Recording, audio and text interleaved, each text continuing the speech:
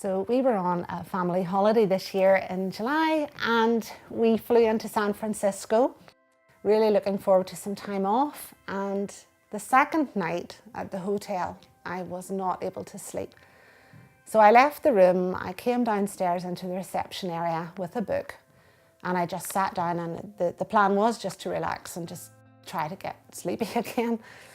But as I sat down, I became really aware of three people sitting at the bar area. There was a gentleman and a lady in the middle and another gentleman. It was the third man that God really highlighted to me, and he began to show me some things about a relationship he had struggled with, and that he just really could use some encouragement, and just God wanted him to know that he was just really loved him and championed him. And I did not want to go and speak to a complete stranger at a bar at 2 o'clock in the morning in San Francisco. That is not my normal. So I was like, Lord, you need to show me that this is what you want me to do.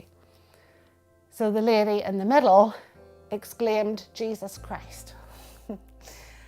And then became quite verbal with the other guy. He was defending his position. Obviously, he wasn't a believer, and the whole conversation became quite irate. At that point, I really didn't have any excuse. I got up from my table, my feet started walking, my head was all over the place, no idea really what I was going to say, but it was obedience, and I wanted to be available, and I just went and surrendered. And I arrived into the middle of their company and I said, I was from Ireland, and could I just share something that I felt God was telling me?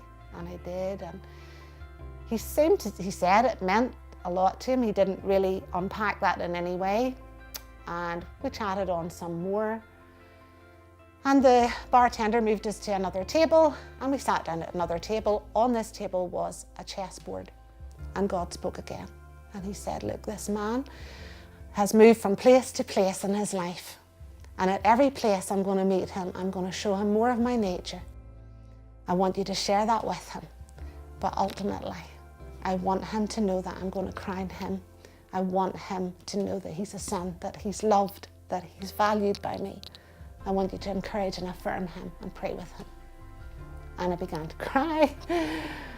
And then he began to cry as I shared it, and the other two began to cry, and the whole table just changed. Just the whole atmosphere changed as God introduced himself and his nature and his father heart to everybody at the table.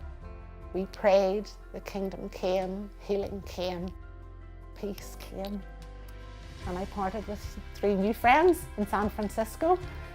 And I slept very well the rest of the night.